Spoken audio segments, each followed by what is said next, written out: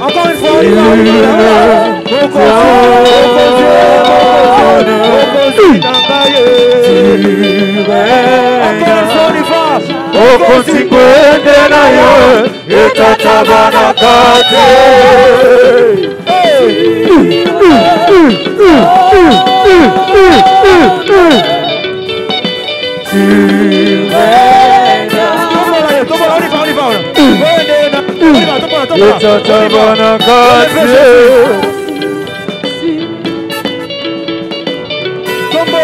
tombola kichabo konza nzambe bien, tombola ngo bien.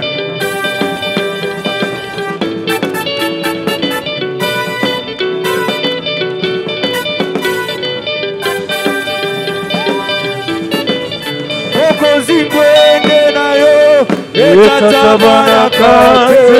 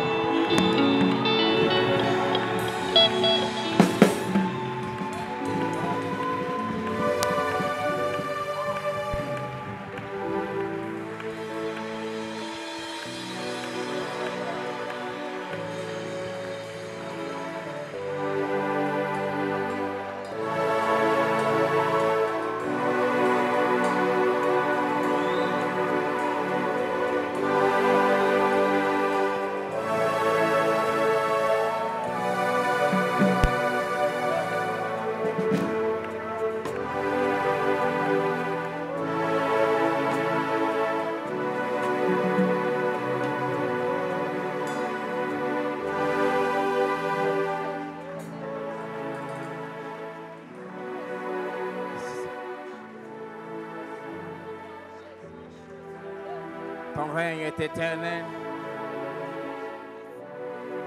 Ton trône n'est jamais secoué. Ton trône n'est jamais ébranlé.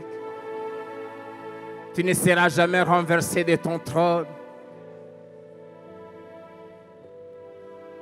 Tu as mis en Sion. Tu as placé à Philadelphie une pierre angulaire. Une pierre de prix, éprouvée, solidement posée. Celui qui ce matin la prend pour appui n'aura jamais hâte de fuir. Ton règne est éternel. J'aimerais m'asseoir sur toi, le rocher des âges, l'ancien des jours, le chef et le consommateur de notre foi. Celui que nous aimons sans l'avoir vu. Nous nous réjouissons sans te voir encore, parce que nous recevons le salut comme fruit de notre foi. Merci Seigneur. Oh, tu m'as saisi. Je suis tombé amoureux de toi depuis ce mercredi 31 mai 1989 à 4 heures du matin. Je n'oublierai jamais. Seigneur, tu es l'amour de ma vie, l'amour de ma jeunesse. Et tu es l'amour de ma vieillesse. Tu es mon Dieu. Ton trône est éternel. Et le sceptre de ton règne est un sceptre d'équité. Tu as aimé la justice. Tu as haï l'iniquité. C'est pourquoi, oh Dieu, ton Dieu t'a oint d'une nuit de joie au-dessus de tes égaux. Il t'a donné un nom qui est au-dessus de tout nom, afin qu'en ces lieux, au nom de Jésus, tous genoux fléchissent. Et que toutes les langues confessent que tu es Seigneur. Et ce matin, nous bénissons ton nom. Donne-moi ce matin une langue exercée pour que je fasse connaître à ton peuple, à tes disciples, tes voix. Et donne-nous ce matin d'écouter comme écoutent les disciples. Parle-nous au nom de Jésus.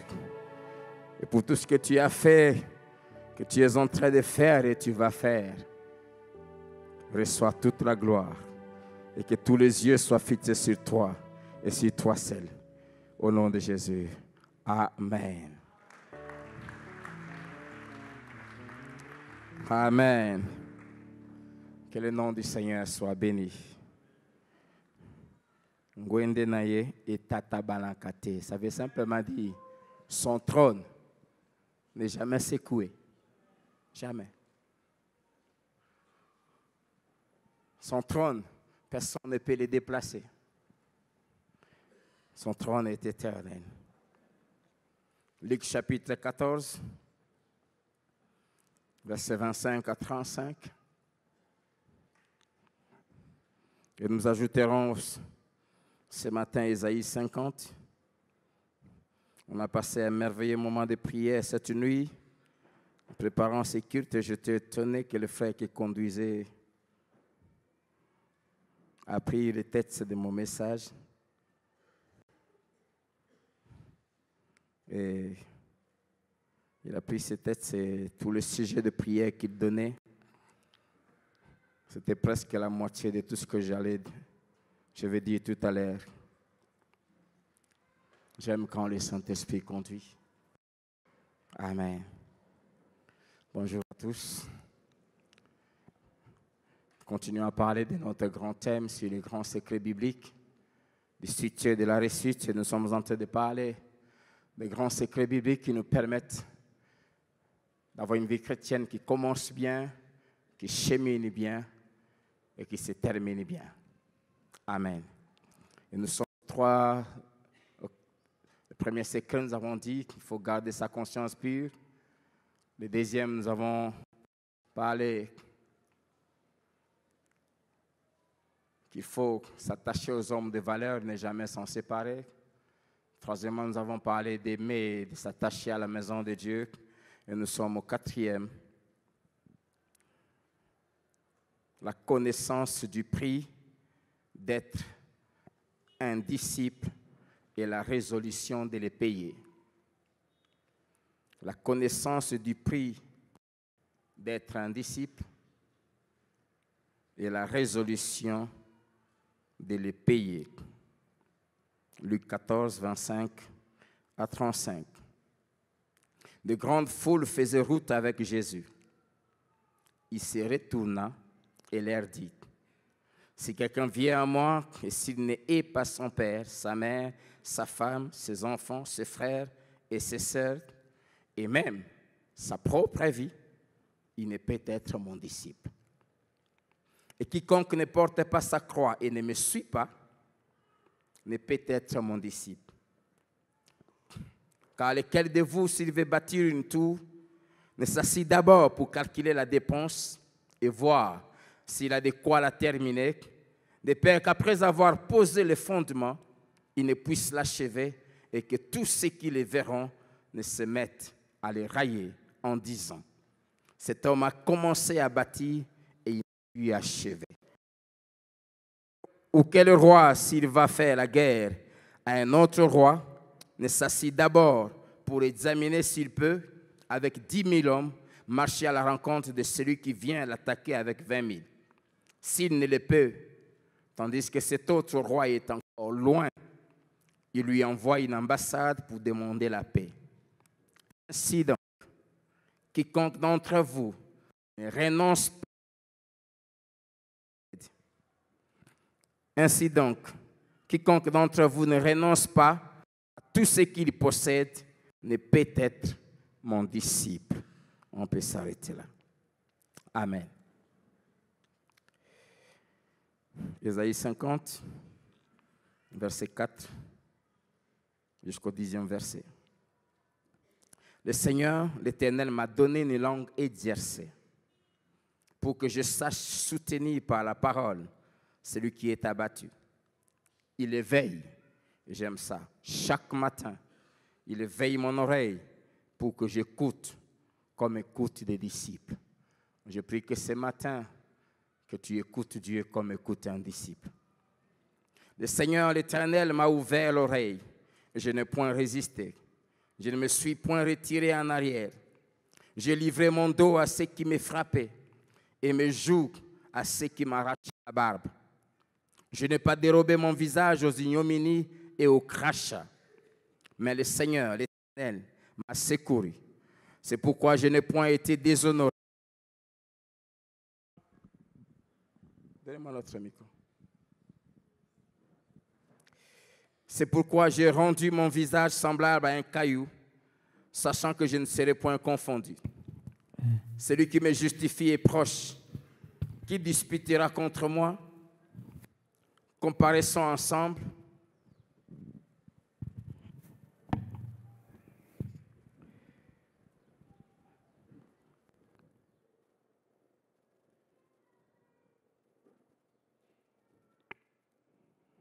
Qui est mon adversaire? Qu'il s'avance vers moi. Voici le Seigneur, l'Éternel me secourra. Qui me condamnera? Voici, ils tomberont tous en lambeaux, comme un vêtement, la teigne les dévorera. Quiconque parmi vous craint l'Éternel, qu'il écoute la voix de son serviteur. Y a-t-il quelqu'un qui craint l'Éternel ici? Écoute la voix de son serviteur ce matin. Amen. Connaître le prix d'un disciple et le payer. Remettez-moi ce micro, celui-ci ne pense.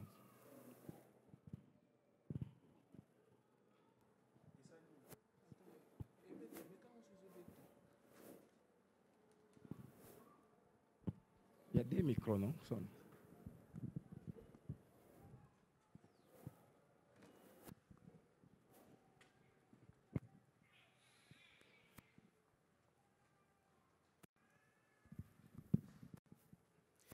Connaître le prix d'un disciple et décider de le payer. Nous avions défini le dimanche passé ce qui est un disciple.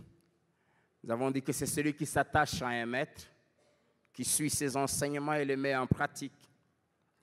Un disciple, c'est un élève, mais un élève à vie. Comme Isaïe prophétisant sur Jésus en tant que disciple de son maître, de son père. Il dit chaque matin, il éveille mon oreille pour que j'écoute comme un disciple. C'est un élève qui a l'école de son maître pour toute sa vie. Chaque matin, nuit et jour, 24 heures sur 24, il est à l'écoute de son maître parce que le disciple est appelé à être une photocopie de son maître, à ressembler à son maître en tout. La dernière définition que j'avais donnée, c'est celui qui s'attache à la personne de son maître, à son enseignement, pour devenir son adepte, marcher à sa suite, lui vouer une fidélité exclusive et même, dans certains cas, abandonner foyer, biens et situations pour partager la destinée du maître, jusqu'à voire même donner sa vie pour lui sur le faux. Le passage de Luc que nous avons lu nous montre déjà au verset 25. La Bible dit des grandes foules faisaient route avec Jésus. Et ce passage, ça se situe vers la fin de la vie de Jésus. Là, il s'est dirigé vers Jérusalem pour aller mourir à la croix. Et il y avait une foule de gens. Jésus a toujours été accompagné de foules qui le suivaient partout à cause des paroles sages et puissantes qui sortaient de sa bouche, à cause des miracles qu'il opérait, à cause du pain de grâce que les gens obtenaient auprès de lui. Les foules le suivaient. Et il avait beaucoup de gens. Mais ici, la Bible dit Jésus s'arrête. Parce que dans la pensée du Seigneur, nous avons dit que le Seigneur n'a pas besoin de foule. Le Seigneur veut que quiconque décide de le suivre sache ce que Dieu attend de lui. Il n'a pas besoin de gens qui le suivent comme des fanatiques, des gens qui le suivent par émotion, des gens qui le suivent par plaisir de le faire. Il a besoin des disciples Des gens qui prennent la décision non seulement de faire de lui leur sauveur et leur Seigneur, mais aussi de faire de lui leur maître, les modèles qu'ils doivent imiter. Les gens qui se mettent à son école pour devenir comme lui et pour vivre comme lui, parler comme lui, agir comme lui, aimer comme lui, marcher comme lui, aimer ce que lui aime, détester ce que lui déteste. Il a besoin des disciples. Et Jésus ne flatte personne. Il ne supplie même pas les gens. Il s'arrête, il se retourne vers eux et il dit, je ne veux plus que vous puissiez me suivre comme ça par enthousiasme. Je veux des gens qui prennent des résolutions à vivre la vie que moi j'ai vécue.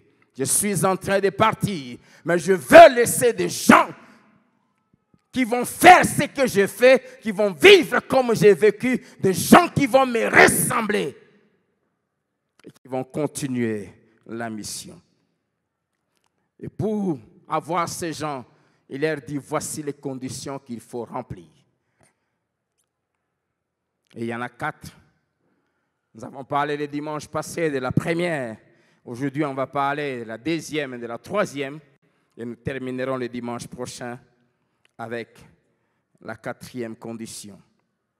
La première condition que Jésus a donnée, il a dit, si quelqu'un veut le suivre, il doit préférer Jésus aux membres de sa famille biologique. Il doit préférer Jésus à sa famille. Il doit savoir chaque jour faire le choix entre Jésus et sa famille. Et s'il veut marcher derrière Jésus, il doit à tout moment savoir si sa famille va à l'encontre des lois de son maître, il choisit son maître. Amen. Préférez Jésus à son père, préférez Jésus à sa mère, préférez Jésus à sa femme, préférez Jésus à son mari, préférez Jésus à ses enfants, préférez Jésus à ses frères et sœurs. Savoir leur dire non quand ils veulent le conduit vers un chemin que Dieu n'approuve pas. Et Jésus insiste en disant, il faut connaître et payer ses prix pour être mon disciple. Et Jésus ne veut pas des gens qui commencent à le suivre et qui vont s'arrêter à un moment parce qu'ils n'avaient pas bien réfléchi. Bien-aimé, si tu veux suivre Jésus, il faut prendre le temps de réfléchir, connaître les conditions qu'il donne et décider de les remplir. Sinon, tu seras semblable à l'illustration qu'il donne à un homme qui se permet de bâtir une tour, un étage, un immeuble de 20 et 30 étages sans avoir évalué le coût et voir avec les moyens qu'il a s'il peut le faire. Nous ne voulons pas de ce genre qui s'arrêtent en chemin et qui font qu'on puisse se moquer de Dieu, qu'on se moque de l'Église, qu'on commence à dire, voici votre ancien frère qui est devenu impudique, votre ancien frère qui est devenu adultère, votre ancien frère qui est devenu ceci, qui est rentré dans le monde. On ne veut pas de ce genre à l'Église. Jésus veut des gens qui décident de le suivre et qui prennent des résolutions, sachant ce qu'il attend d'eux et qui vont aller jusqu'au bout. Des gens qui font la fierté, 1, de Dieu, 2, de l'Église, 3, de leur famille, la fierté de la famille de Dieu. C'est qui ne trahissent jamais la race de Dieu. Ceux qui trahissent, qui s'arrêtent en chemin, ce sont des gens qui s'engagent par enthousiasme, sans bien réfléchir. Et Jésus dit, le suivre, c'est une déclaration de guerre. Quand tu décides de suivre Jésus, tu déclares la guerre au diable. Tu déclares la guerre au monde. Tu déclares la guerre au péché. Et tu dois évaluer tes armes, tes moyens, pour voir si tu es en mesure de faire face à ceux à qui tu déclares la guerre. Et si tu n'es pas prêt à livrer ce combat, il dit, mieux vaut pour toi ne pas s'y engager. Jésus est clair.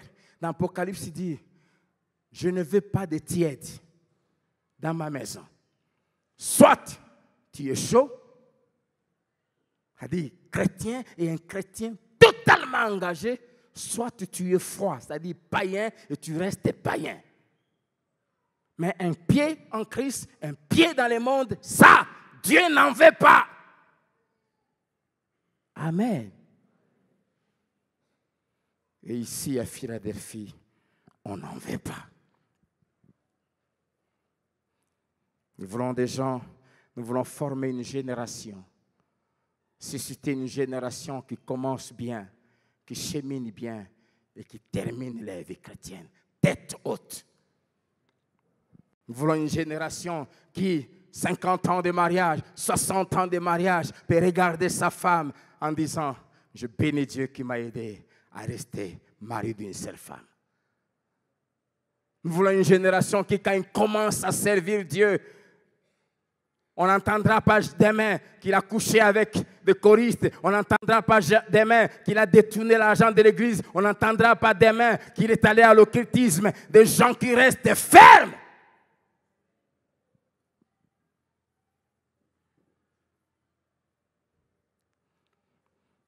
Première condition, préférer Jésus à sa famille. La deuxième condition, c'est préférer Jésus à sa propre vie.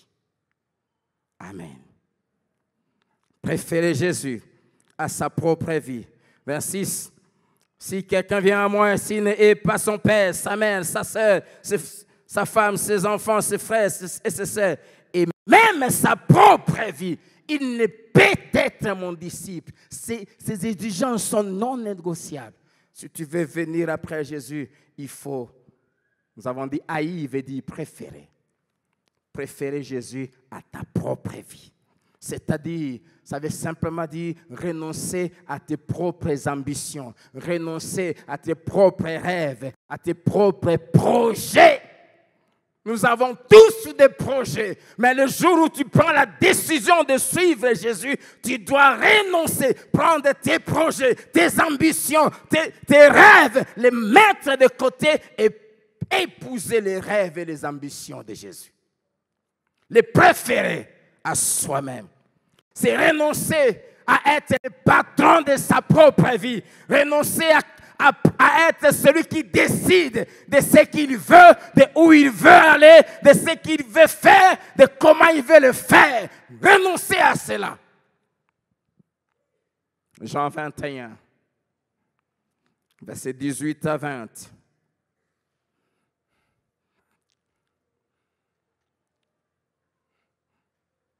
Jésus s'adresse à Pierre, ici après la résurrection.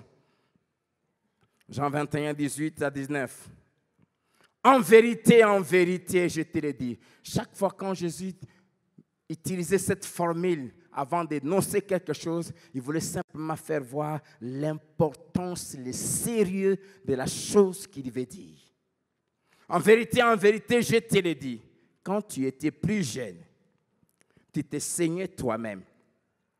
Et tu y allais où tu voulais. Mais quand tu seras vieux, tu étendras tes mains et un autre te ceindra et te mènera où tu ne voudras pas. Il dit cela pour indiquer par quelle mort Pierre glorifierait Dieu. Amen. Amen. Voilà ce que veut dire préférer Jésus à sa propre vie. Jésus dit à Pierre, quand tu étais jeune, c'est-à-dire avant que tu me connaisses, avant que tu décides de me suivre, c'est toi-même qui mettais ta ceinture. Et c'est toi qui décidais où tu veux aller. Ce que tu veux faire, avec qui le faire et comment le faire. Mais quand tu deviendras vieux, c'est-à-dire quand tu prends la décision de me suivre, maintenant, ce n'est plus toi qui dois mettre la ceinture. Si toi, avant Jésus, tu mettais la ceinture ici, Jésus dit maintenant, c'est moi qui va décider où la mettre. Et deuxièmement, je vais commencer à t'amener là où tu ne voudras pas. Je peux te dire, s'il avait demandé notre avis, ma femme et moi, ce n'est pas ici à Lubumbashi qu'on serait là. Amen. Renoncer à soi-même. Ne plus faire les choses par toi-même. Ne plus faire ce que tu veux. Ne plus décider toi-même. Ne plus choisir toi-même. À dater d'aujourd'hui, commencer à dire, Seigneur, qu'est-ce que tu veux que je fasse? Et quand il dit, va à gauche, même si ça ne te plaît pas, tu te tournes et tu vas.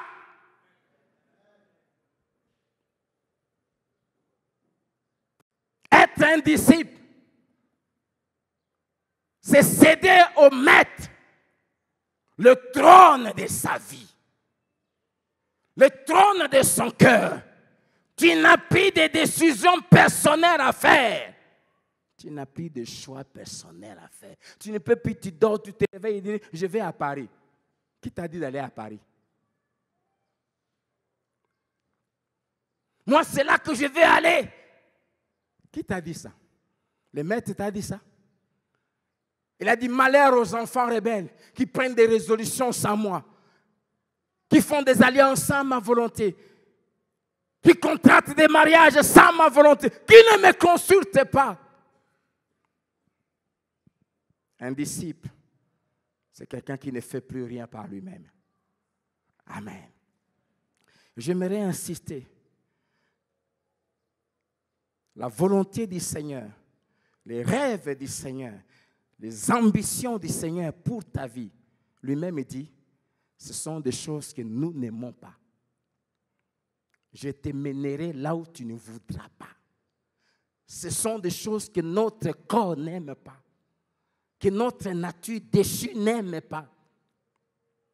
Mais devenir disciple, ça veut dire commencer à faire les choses que tu n'aimes pas, mais que ton maître aime. Amen. Maître aime ça. Quand le maître dit jeûne 3 jours, ton corps ne veut pas jeûner. Mais quand on devient disciple, on ne discute pas les autres. On exécute. Amen. On te mènera là où tu ne voudras pas.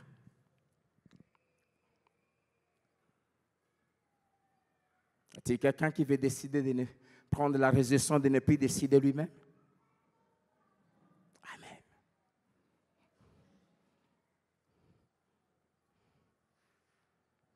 Et la Bible dit, en lui disant ça, Jésus était en train d'indiquer à Pierre quelle sorte de mort il allait connaître.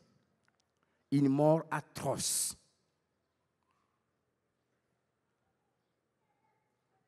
Il était en train de lui dire comment, à cause du nom de Jésus, ses ennemis allaient un jour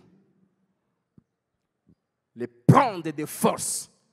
Quand il dit tu vas soulever tes mains, un autre va te mettre la ceinture, il a dit on va te faire des choses, t'imposer des choses de force.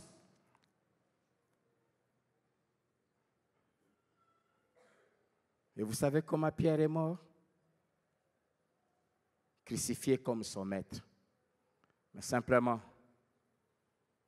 avant qu'on le crucifie, il a dit, mettez ma tête en bas et mes pieds en haut. Parce que je ne suis pas digne de mourir comme mon maître.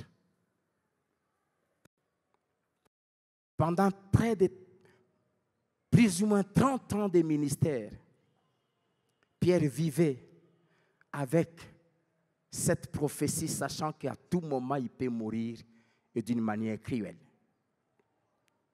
Dans 1 Pierre lui-même, il dit à ses disciples, il dit, je ne me fatigue pas de vous dire les mêmes choses. J'insiste parce que je sais que ce corps ici, je le quitterai subitement comme le Seigneur me l'a fait connaître. Dieu tient à ce que quand on décide de le suivre, qu'on sache ce qui nous attend. Qu'on sache ce qui nous attend. Pierre savait ce qu'il attendait à cause du choix de Jésus.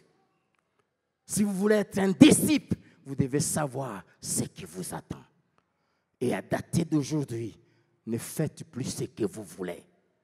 Un disciple ne s'habille pas comme lui veut. Un disciple ne se coiffe pas comme il veut. Il fait ce que le maître veut. Un disciple ne contracte pas des amitiés comme il veut. Ce sont les amitiés que le maître choisit. Il ne va pas là où il veut, mais là où le maître veut qu'il aille.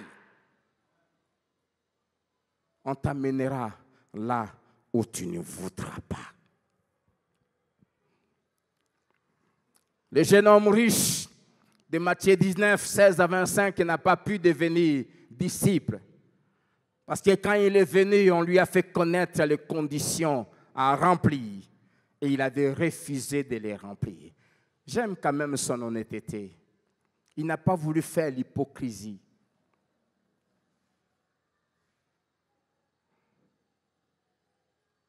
Matthieu 10, verset 39. Jésus dit, celui qui conservera sa vie la perdra. Et celui qui perdra sa vie à cause de moi la retrouvera. J'aime la version parole vivante qui dit ceci.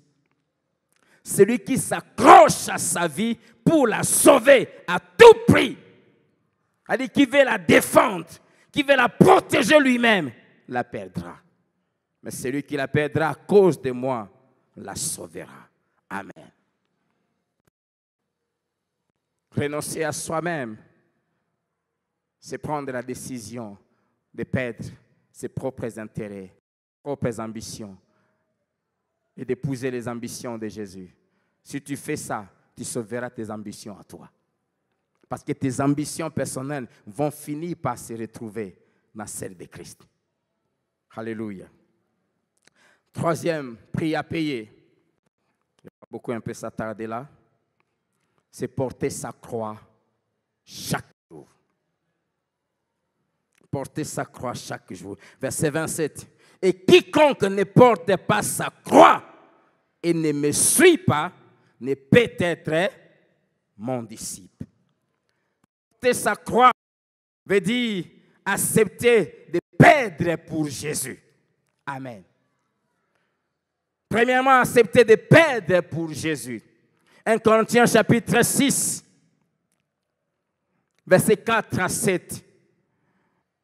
Il y avait beaucoup de divisions dans l'église de Corinthe, des querelles, des gens qui se disputaient tout le temps des chrétiens. Mais l'apôtre leur dit, quand donc vous avez des différends pour les choses de cette vie, si tu veux être un disciple, accepte de perdre. Chaque fois que tu seras en conflit avec quelqu'un pour les choses de cette vie, pour une maison, pour un bien, pour une voiture, pour un poste de travail, pour une position. Quand donc vous avez des différends pour les choses de cette vie, ce sont des gens dont l'Église ne fait aucun cas que vous prenez pour juge.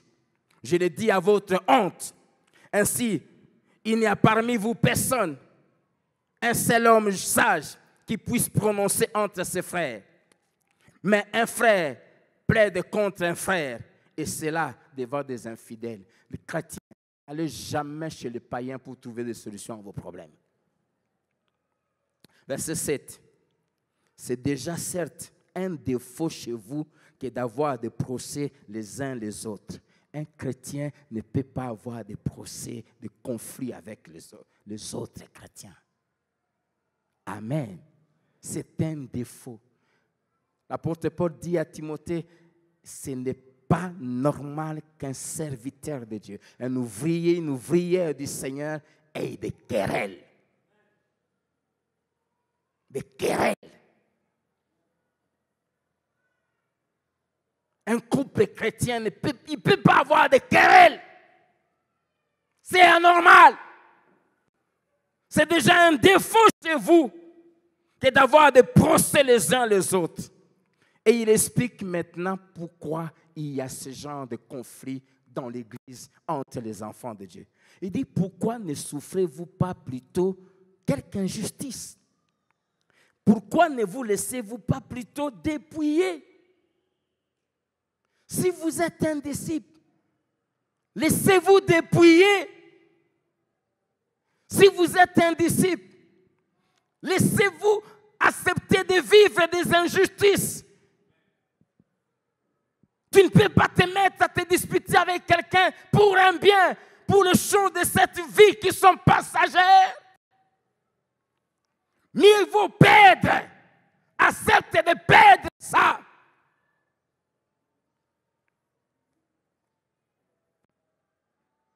Le conflit qui existait entre ces deux femmes prostituées qui avaient eu des enfants au même jour.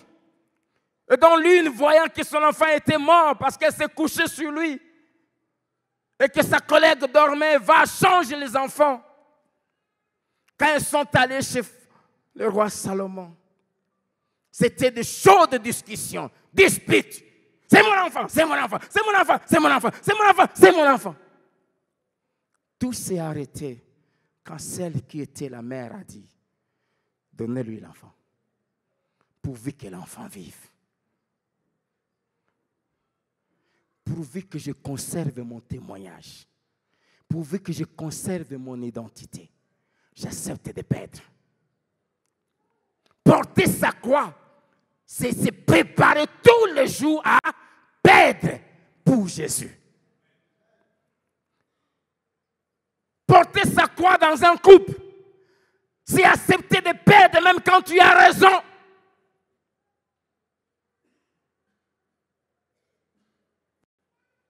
Si nous devenons des disciples, il n'y aura pas de conflit dans les couples. Quand les hausse le temps, même si j'ai raison, parce que je suis un disciple, je préfère qu'il gagne, mais je conserve ma communion avec Dieu. Dispute pour une mission de service. Même si je suis le plus compétent, celui qui mérite, même quand quelqu'un veut se bousculer, je préfère perdre pour conserver mon témoignage. Pourquoi? Parce que mon bien-être ne dépend pas de cette mission-là. Accepter de perdre.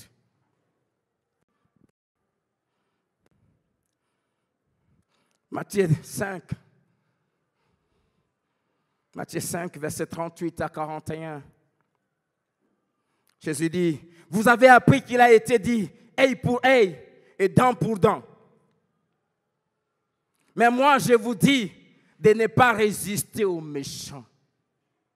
Si quelqu'un te frappe sur la joue droite, présente-lui aussi l'autre. Si quelqu'un veut plaider contre toi et prendre ta tunique, laisse-lui encore ton manteau. Non seulement laisse-lui prendre la tunique, mais le manteau aussi dans de lui. Si quelqu'un te force à faire 1 000, fais-en 2 avec lui. Quand quelqu'un te force de faire quelque chose, lâche. Évitez de vous défendre. Les disciples ne se défendent pas. Les disciples ne résistent pas à ceux qui veulent leur arracher quelque chose. Amen. Qu'est-ce que le Seigneur veut? Le Seigneur veut que, à cause de lui et de notre témoignage, que nous soyons prêts à tout perdre. Que nos cœurs ne s'attachent pas aux choses de la terre. Amen.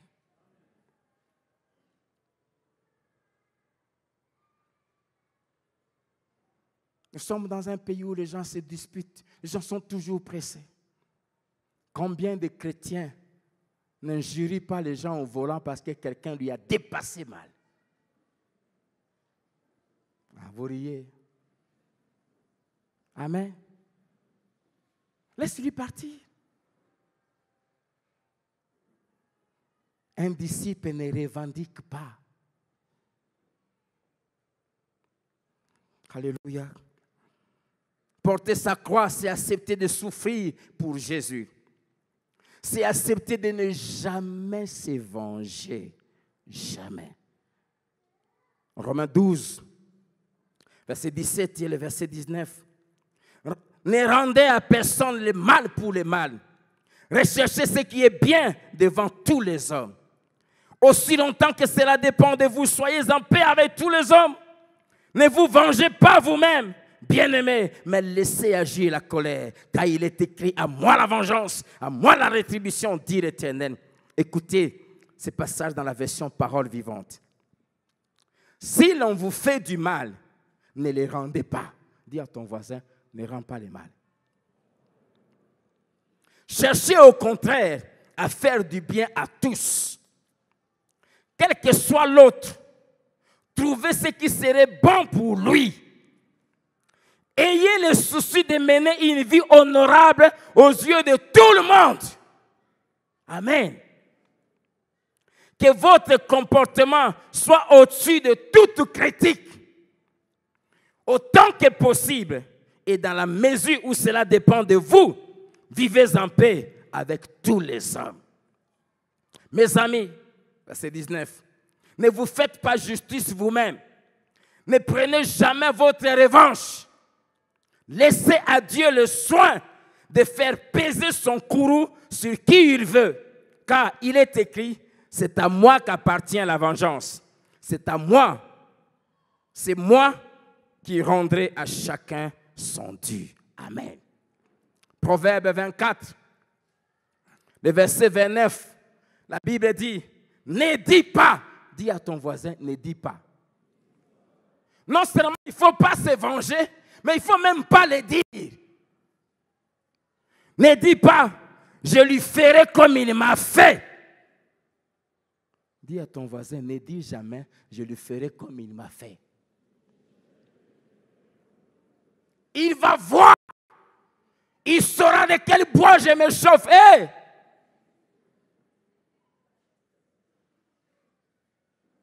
Ne dis pas, il ne faut même pas le dire. Non seulement il ne faut pas le faire, mais il ne faut même pas le dire. Proverbe 20, verset 22.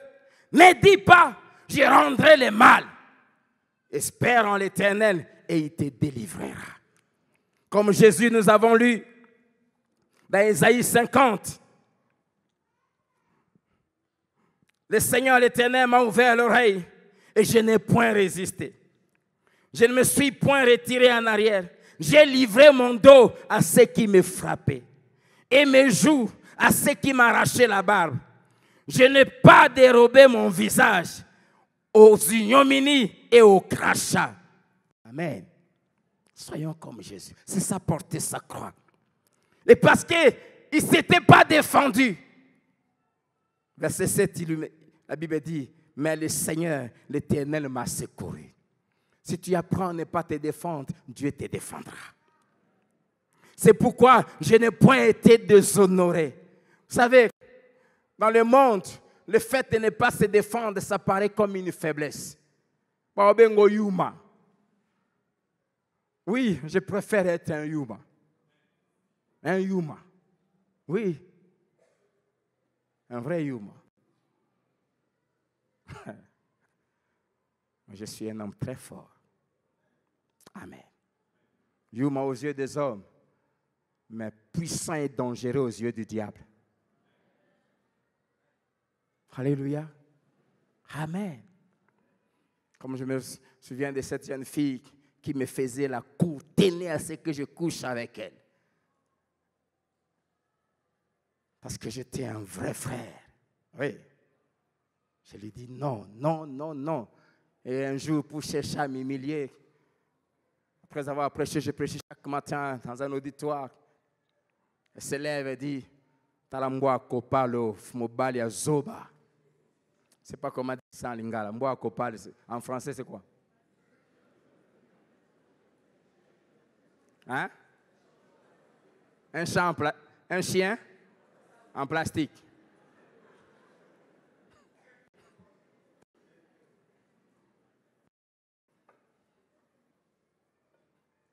Alléluia. Et le Père m'a défendu.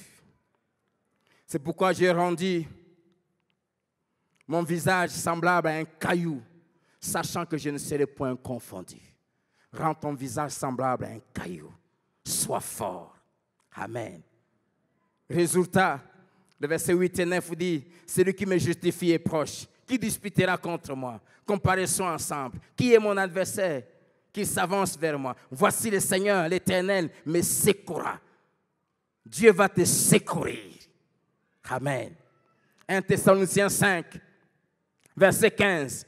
Prenez garde que personne ne rende à autrui le mal pour le mal, mais poursuivez toujours le bien, soit entre vous, soit envers tous. 1 Pierre 3, verset 9. Ne rendez point mal pour mal, ou injure pour injure. Bénissez au contraire, car c'est à cela que vous avez été appelés afin d'hériter la bénédiction. Amen. On a été appelés à porter notre croix, à ne pas nous venger. C'est là la clé de la bénédiction. Afin que vous puissiez hériter la bénédiction. Donc, quand je refuse de me venger, je ne suis pas faible. Je sais ce que je vais gagner. Non seulement je laisse Dieu me venger et il va bien le faire, mais en même temps aussi, je me prépare à accueillir la bénédiction de Dieu. Alléluia. C'est à cela que nous avons été appelés en étant ses disciples. La croix représente 6 choses. La croix représente 6 choses. La première, la croix est symbole de souffrance. Porter sa croix chaque jour, c'est accepter de souffrir pour Dieu. 1 Pierre chapitre 1, verset 21. Et c'est à cela que vous avez été appelés. Parce que Christ aussi a souffert pour vous, vous laissant un exemple afin que vous suiviez ses traces. Suivre Jésus, devenir son disciple est un appel à la souffrance. Amen. C'est un appel à la souffrance. C'est à cela que vous avez été appelés. Et lui-même nous a montré l'exemple, ayant souffert pour nous. Et nous devons suivre ses traces. Pourquoi? Parce que nous sommes ses disciples. 1 Pierre 4, verset 1 à 2. Ainsi donc, Christ ayant souffert dans la chair, vous aussi, armez-vous de la même pensée. Tu veux être un disciple, il faut te armer de la pensée de souffrir. Car celui qui a souffert dans la chair, dans son corps, en a fini avec les péchés, afin de vivre, non plus selon les convoitises des hommes, mais selon la volonté de Dieu, pendant le temps qu'il lui reste à vivre dans la chair. Amen. Jésus a souffert dans la chair. Quand nous souffrons dans la chair, à cause du nom de Jésus, nous prononçons un divorce total entre nous et le péché. Amen. J'aime souvent donner cet exemple. Tu ne sais pas, avant que tu te convertisses, tu as été coureur de jupons, tu couchais à gauche et à droite, à gauche et à droite. Quand tu t'es converti, Dieu ne va pas se précipiter à te donner un homme ou une femme. Amen. Il va te faire traîner pendant 5 ans. Et pendant ces 5 ans, tu es toujours homme avec ton corps, toujours femme, et avec ses désirs. Tu verras les gens de femmes et d'hommes que tu aimes. Mais parce que tu as décidé d'être disciple, tu fais quoi? Tu ne touches pas. Et quand tu ne touches pas, tu souffres, oui ou non?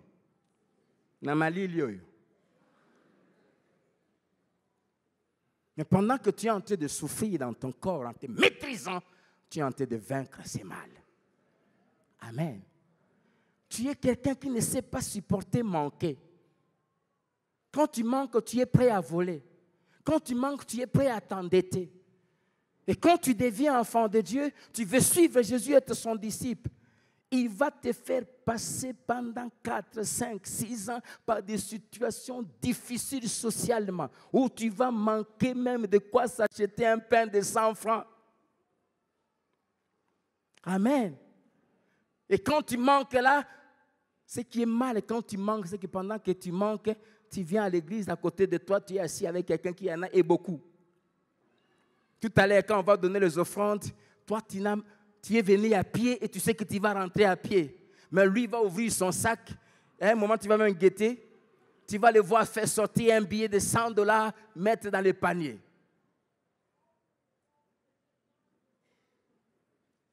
Et après avoir bien adoré, tu te dis peut-être un frère aura pitié de moi, va me donner même 500 francs. Personne ne va te donner. Dieu va fermer les yeux de tout le monde. On t'ignore totalement.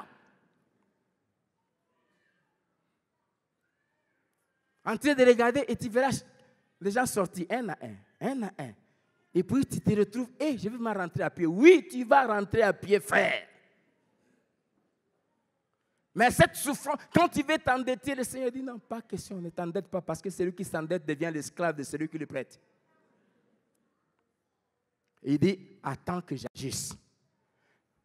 Et Dieu va s'arranger que chaque jour, c'est à 20h que quelqu'un viendra te donner juste un petit verre de riz. Juste de quoi te permettre de dormir. Pas 1 000 francs de plus. Pour que tu apprennes à compter sur Dieu. En souffrant, tu es en train d'être délivré de l'amour de l'argent. Tu es en train d'être délivré des dettes. Jusqu'à ce que Dieu voie que maintenant, même quand tu manques, tu danses. Tu célèbres son nom. Tu te réjouis. Tu es heureux.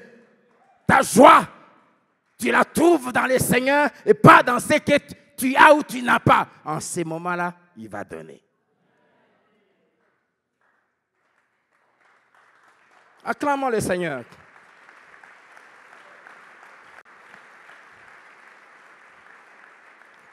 Amen. Amen.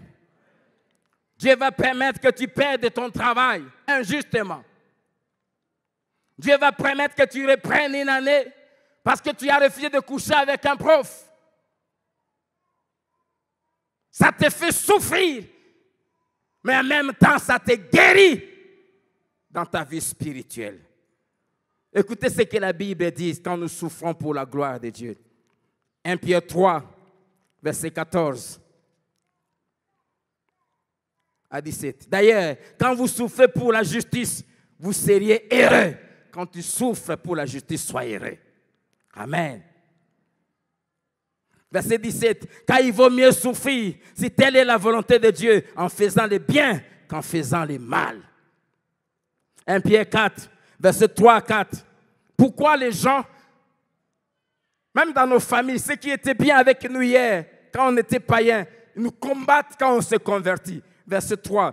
C'est assez en effet d'avoir dans les temps passés accompli la volonté des païens, en marchant dans la dissolution, le convoitise, l'ivrognerie, les excès du manger et du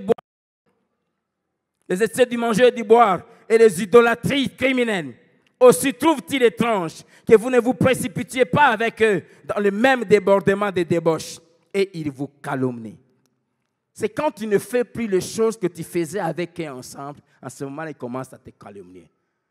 Et si tu veux être un vrai disciple, accepte ça. Amen.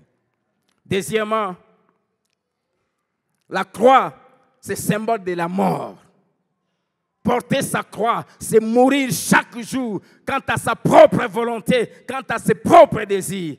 Acte 10, verset 39, la Bible dit, ils l'ont tué en le pendant au bois. Dieu laissera que les hommes te tuent les mensonges, tuent ton mauvais, te tuent tous les jours, tuent ton orgueil. Troisièmement, la croix, c'est symbole de la honte. Porter sa croix, c'est être prêt à subir la honte à cause de Jésus. Hébreux 12, verset 2. Ayant les regards sur Jésus qui, en vue de la joie qui lui était réservée, a souffert la croix, méprisé la honte. Jésus avait méprisé la honte. Il avait accepté de porter la honte. En allant à la croix, car il est écrit, maudit est quiconque est pendu au bois. Porter sa croix, c'est accepter la honte. Accepter qu'on t'injurie. Accepter qu'on se moque de toi. Accepter qu'on dise tout ce qu'on veut dire sur toi. Quatrièmement, la croix, c'est le symbole du ridicule. Matthieu 27, verset 39. Les passants l'injuriaient et secouer la tête. Se moquer, on l'injuriait, les ridicules. Cinquièmement, la croix, c'est le symbole du rejet. 1 Pierre 2, verset 4. Approchez-vous de lui, pierre vivante, rejetée par les hommes, mais choisie et précieuse devant Dieu. Les hommes vont te rejeter si tu décides de suivre Jésus, d'être son disciple. La croix, c'est le rejet. Parmi les choses les plus difficiles dans la vie chrétienne, c'est connaître la solitude. L'homme est un être social, mais à cause de Jésus, tu te retrouveras là où tu travailles, parce que toi, tu ne fais pas ce que monsieur tout le monde fait. Tu seras quelqu'un qu'on mettra en quarantaine. Personne ne te consulte, personne ne te visite. Oh, j'en connais quelque chose. Les rejets. À cause de Jésus, la famille va te rejeter, les amis d'hier vont te rejeter. Et même à l'église, plus tu te sanctifies, ceux qui ont une vie chrétienne de Ndengewana vont te rejeter.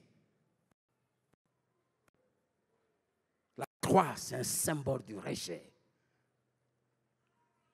La Bible dit, on l'a appelé homme de douleur, habitué à la souffrance, un solitaire. Jérémie dit, à cause de toi, tout le monde s'éloigne de moi. Mes amis s'éloignent de moi. Même mes frères s'éloignent de moi. À cause de Jésus, tu seras solitaire. Mais j'aimerais te dire, Dieu est avec toi.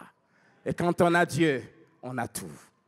Je préfère être seul avec Dieu que manquer Dieu et avoir le monde entier avec moi. Le rejet. Porter sa croix, c'est accepter d'être rejeté. Aujourd'hui, une jeune fille qui se garde vierge sera rejetée. On va se moquer de toi. Ah, on est au 21e siècle. Oui.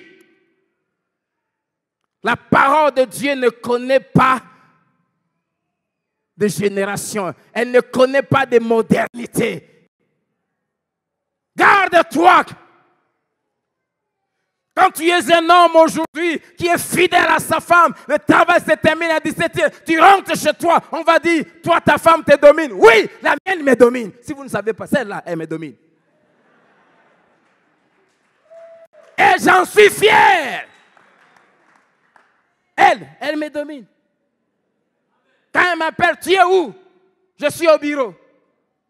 Rentre, je rentre. Je vis pour elle.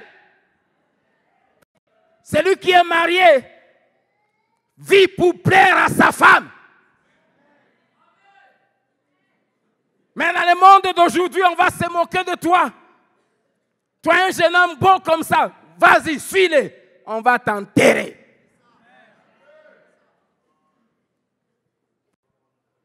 « 25 ans, tu n'as jamais connu d'homme. On va se moquer de toi. Sois-en fier. Je suis enfant de Dieu. Mon corps n'est pas pour l'impudicité. Il est pour le Seigneur. On va se moquer de toi. Tu es intègre. Les autres changent de Jeep chaque mois parce qu'ils détournent l'argent. Tu viens à pied. Tu es même chef. Mais ceux qui sont sous toi, avec des faux dossiers, ils achètent des maisons. Sois heureux. Oh, Koufa pauvre.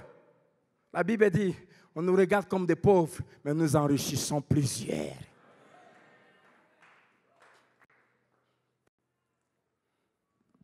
Sois heureux. Tu prêches l'évangile, tu ne manipules pas les gens, tu n'es pas là en train de faire de n'importe quoi. Tu sais attendre que Dieu te donne. Sois heureux. N'envie pas les méchants. N'envie pas celui qui réussit dans ses mauvaises voies. La Bible dit, les méchants seront retranchés, les justes posséderont le pays. La croix, c'est le rejet. On va te rejeter. Ah, tu as bien intégrité, non. Est-ce que tu as lien intégrité? Oui, on mange l'intégrité. La Bible dit qu'il y a beaucoup de troubles dans les gains des méchants. Je préfère rentrer chez moi, je mange mon pain avec de l'eau sucrée, mais je dors en paix avec une conscience paisible. Que quelqu'un qui a volé et qui à tout moment peur qu'on l'arrête. La croix, c'est le symbole du rejet. Sixièmement, la croix, c'est le symbole du reniement de soi. Porter la croix, c'est renier soi-même. C'est cesser de vivre pour soi-même. Renoncer à soi-même. Matthieu 16, 24, Jésus dit à ses disciples, « Si quelqu'un veut venir après moi, qu'il renonce à lui-même, qu'il se charge de sa croix et qu'il me suive. » Amen. Porter sa croix veut dire deux choses. Un, renoncer à soi-même, comme je viens de le dire. Deux, s'engager à lutter et accepter de souffrir dans cette lutte contre 5 ennemis. C'est nous engager à lutter et accepter de souffrir dans cette lutte contre 5 ennemis. Premier ennemi dont il faut s'engager à lutter et à souffrir, c'est le péché. Porter sa croix, c'est s'engager à lutter contre le péché et même souffrir. Hébreux chapitre 12, verset 4. Vous n'avez pas encore résisté jusqu'au sang en luttant contre le péché. Bien-aimé, porter sa croix, c'est lutter contre le péché.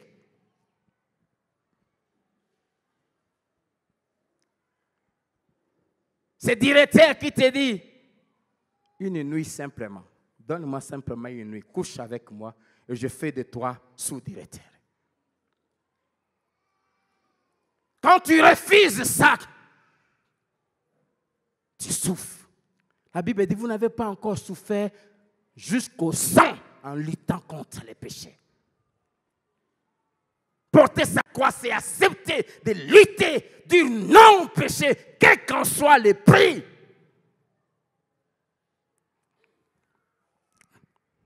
Deuxièmement, porter sa croix, c'est lutter et accepter de souffrir contre les désirs charnels et coupables et impurs de nos corps en les crucifiant.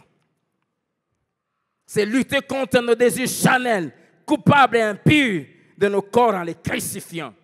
Galates 6, verset 14. Pour ce qui me concerne, loin de moi la pensée de me glorifier d'autre chose que de la croix de notre Seigneur Jésus-Christ, par qui le monde est crucifié pour moi, comme je le suis pour le monde. À cause de la croix, le monde était crucifié pour Paul. Il ne vivait pas pour le monde. Il ne vivait pas pour gagner. Il ne vivait pas pour s'enrichir. Le monde était crucifié pour lui. Et lui, il était crucifié pour le monde. Amen.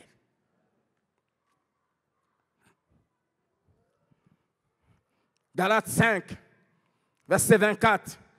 Ceux qui sont à Christ ont crucifié la chair avec ses passions et ses désirs. Amen. Crucifié. Pris la chair avec tous ces mauvais désirs et l'ont mise à la croix. Quand une jeune fille passe, tes yeux te disent, regarde comme elle est, vraiment comme tu aimes. Il faut lui dire, mes yeux, tu es mort. Tu n'as plus le droit de regarder ça. Crucifier la chair et ses passions. Un jeune disciple de Jésus ne peut pas regarder la pornographie. Il a crucifié ses désirs. Il ne se masturbe pas parce qu'il a crucifié ses désirs. Il sait attendre Dieu. Troisièmement, c'est lutter contre Satan et ses forces. Vous savez,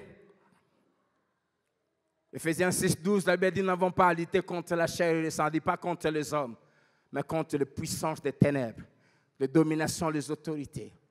Et dans ce combat contre le diable et son royaume, c'est un combat où nous sommes toujours vainqueurs quand nous nous soumettons à Dieu, mais nous ne sortons pas indemnes aussi. Vous savez ça? Dieu lui-même dit à Satan, parlant de l'œuvre de la croix, il dit, le fils, la postérité de la femme, t'écrasera la tête. C'est tout? Et toi, tu lui blesseras les talons. Dans ce combat contre le diable, on ne sort pas indemne. On sort victorieux, ça c'est sûr. Mais avec quelques cicatrices. Pour montrer, ce sont ces cicatrices qui prouvent qu'on est un vainqueur. Pour se défendre contre ceux qui méprisaient son ministère, l'apôtre Paul présente les cicatrices de son ministère. Il dit, j'ai été lapidé. Je vivais dans des gènes multipliés. J'ai été jeté dans l'abîme. J'ai connu la prison. J'ai connu. Montre-moi les cicatrices de ton combat spirituel. Et je dirai que tu es un vrai disciple. Montre-moi les cicatrices. Comment ta famille t'a jeté à cause de Jésus. Et je dirai que tu es un vrai disciple. Montre-moi comment tu es entré en conflit avec tes parents à cause de Jésus. Et je dirai que tu es un vrai disciple. Montre-moi comment tu as perdu un travail à cause de Jésus. Et je dirai que tu es un vrai disciple. Montre-moi comment tu t'es gardé sans toucher à une femme. Un an jusqu'au mariage, à 30 ans, à 35 ans. Et je dirai que tu es un vrai disciple. Nous sortons victorieux. Mais avec les talons aussi blessés. Alléluia. Alléluia. Amen. Jacob a lutté avec Dieu. Il est sorti vainqueur, n'est-ce pas? Mais il est sorti indemne. Alléluia. Amen. Les cicatrices que l'ennemi nous met prouvent qu'on est un vrai disciple. Qu'on est un vrai disciple.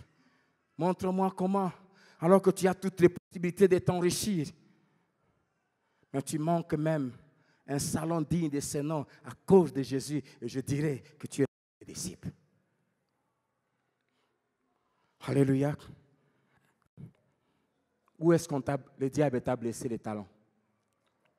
Et vous savez, quand Jésus est venu, après la résurrection, quand il a apparu aux disciples, il a commencé par faire quoi? Monter les cicatrices. Preuve qu'il a vaincu. Il dit, regardez mes mains. Touchez. Mettez le doigt. Il a dit à Thomas, regardez. Montre-moi tes cicatrices. Montre-moi comment tu as perdu une année parce que tu as refusé de tricher.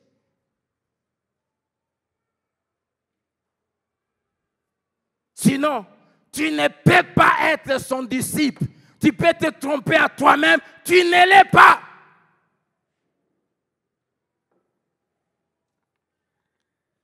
Quatrièmement, c'est lutter contre la persécution causée souvent par les faux serviteurs et les faux frères. De Corinthiens 11, verset 26, c'est dans ce passage que l'apôtre Paul, dans tout ce chapitre 11, qui montre ses sacrifices, il dit, j'ai été en péril, c'est-à-dire en danger, parmi les faux frères. Porter sa croix, c'est lutter contre les faux frères. Ceux qui se disent frères, mais qui sont impudiques, qui sont voleurs, qui sont cupides, qui sont négligents, qui sont légers dans les choses de Dieu. Et quand tu t'opposes à eux, ils te déclarent la guerre. Je sais que tu es en train de dire, qu'est-ce qu'il se croit lui?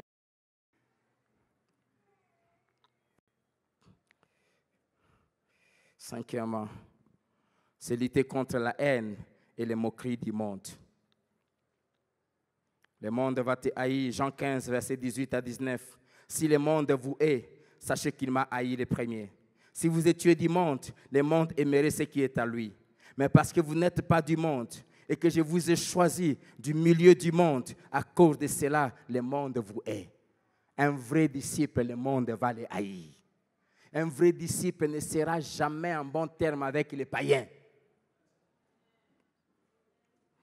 Il dit, si vous étiez du monde, le monde aimerait ce qui est à lui. Quand je vois ta sœur là, prostituée, et qui est allée, tu es tout le temps avec elle, vous vous changez même des habits, ça montre que tu n'es pas une vraie disciple. Si tu es disciple, le monde va te haïr. Le monde va te combattre.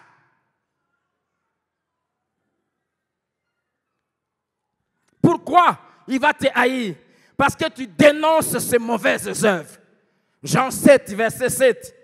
Répondant à ses frères biologiques, les enfants de Marie et Joseph, qui se moquaient de lui, Jésus dit, le monde ne peut pas vous haïr.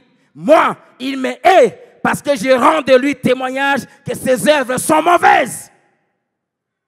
Quand tu rends témoignage des mauvaises œuvres des gens, ils vont te haïr. D'où tu dois apprendre à être sage. Amen. Un disciple porte sa croix chaque jour et suit son maître. Que Dieu vous bénisse.